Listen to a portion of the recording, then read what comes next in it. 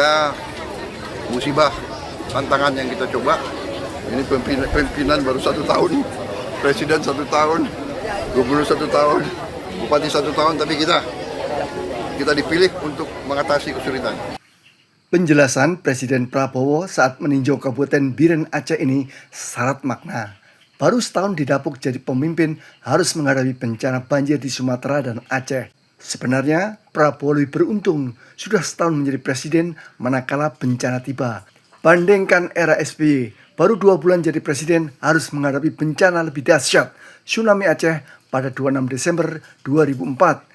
SB tidak pernah mengucapkan dirinya baru saja dilantik jadi presiden, dan itu jadi salah satu pembeda di antara mereka. Halo, saya Dino Patijalal. Dalam menangani bencana banjir bandang dan longsor di 3 provinsi di Sumatera, sebenarnya banyak pelajaran yang bisa dipetik dari pengalaman kita menangani bencana tsunami di tahun 2004. Saya kebetulan berada di samping Presiden SBY pada waktu itu, jadi bisa sharing beberapa hal. Ada 9 poin yang saya ingin sampaikan. Pertama, dalam krisis luar biasa seperti ini, yang paling penting adalah faktor leadership.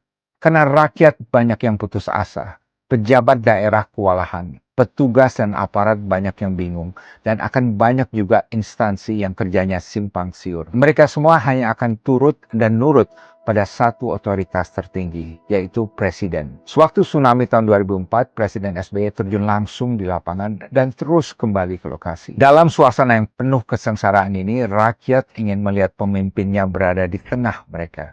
Sewaktu gempa di Jogja tahun 2006, Presiden SBY juga sempat berkantor berhari-hari di Jogja dan memimpin langsung operasi, dan ini terbukti sangat efektif dalam penanganan bencana. 2. Jangan terlalu mengandalkan estimasi jumlah korban dan kerusakan dari laporan awal. Di hari pertama tsunami dulu, laporan awal kematian hanya 50. Dan nampaknya angka awal ini hanya dibuat secara acak sebagai laporan formalitas saja tanpa adanya kemampuan untuk verifikasi. Barulah setelah beberapa minggu ketahuan bahwa jumlah angka kematian yang sebenarnya adalah sekitar 150.000 dan jumlah pengungsi adalah sekitar 500.000 orang. Percayalah, jumlah korban di Sumatera kali ini akan terus bertambah dan pemerintah perlu siap dengan suatu contingency untuk ini. 3. Walaupun banjir dan longsor hanya terjadi dalam 1 atau 2 hari, masalahnya tidak selesai begitu banjirnya selesai. Justru masalah yang lebih berat akan timbul silih berganti selama 3 atau 4 minggu ke depan, dan pemerintah harus selalu antisipasi masalah berikutnya. Di waktu tsunami dulu, satu hal yang menjadi masalah adalah penyakit yang begitu cepat menyebar karena begitu banyaknya mayat membusuk di lapangan. 4. Dalam krisis luar biasa yang mencakup 3 provinsi ini, perlu ada satu panglima operasional di lapangan yang langsung di bawah presiden dan bisa mengendalikan berbagai instansi pemerintah. Tanpa komando satu panglima di bawah presiden ini, maka bisa timbul masalah koordinasi,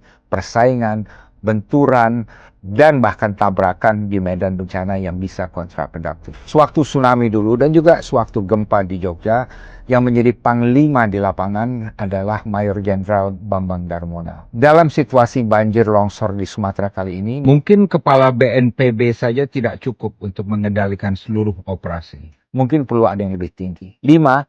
Jadikan bencana banjir bandang dan longsor di Sumatera ini sebagai bencana nasional. Harus ada perhatian total dari pemerintah untuk penanganan bencana dalam 1 atau 2 bulan ke depan. Jadikan juga ini momen bagi bangsa kita untuk bersatu dalam duka dan dalam aksi solidaritas. Sewaktu tsunami tahun 2004, dapat dikatakan bahwa semua unsur pemerintah, politisi di DPR, dan rakyat di seluruh provinsi bersatu. Ini juga momen gotong royong yang baik di mana donasi dana solidaritas dari masyarakat bisa langsung membantu korban dan bahkan bisa lebih besar perannya dari yang diberikan oleh pemerintah. Menteri dan politisi juga harus peka dalam bersikap dan menghindari hal-hal yang kontroversial yang bisa memancing amarah rakyat, terutama korban. 6.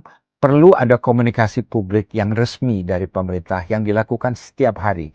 Sebaiknya pagi hari atau sore hari. Komunikasi harian ini sebaiknya tidak dilakukan dari Jakarta, tapi dilakukan dari Satgas di lapangan. Ini penting agar jangan sampai ada berita yang simpang siur mengenai apa yang terjadi. Perlu juga ditunjuk seorang jubir yang kompeten yang bisa menjelaskan situasi secara profesional dan kredibel. 7. Bagi para menteri yang ikut menangani berbagai aspek bencana di lapangan, yang paling penting itu bukan optik ikut kerja bakti di lapangan, karena untuk ini sudah ada ribuan aparat yang menangani ini, dan ini juga bisa membuang waktu yang berharga.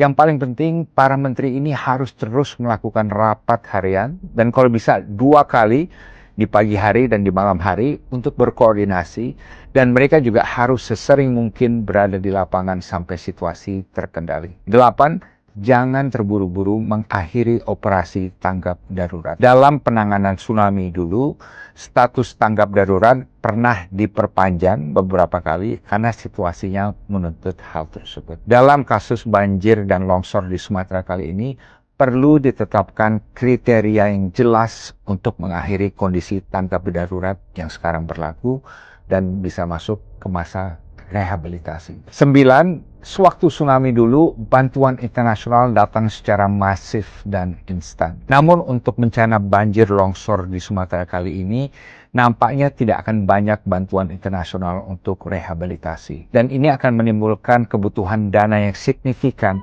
untuk rehabilitasi di 3 provinsi. APBN tahun depan perlu dikaji ulang dan disesuaikan. Saya berpandangan dari anggaran pertahanan tahun depan yang direncanakan naik menjadi 335 triliun, sebaiknya ada yang disisihkan untuk membantu rehabilitasi. Saya yakin para patriot di TNI dan di Kementerian Pertahanan tidak akan keberatan selama ini dilakukan untuk membantu rakyat kita yang sedang kesulitan. Demikian pandangan saya Dino Patijalal, semoga bermanfaat.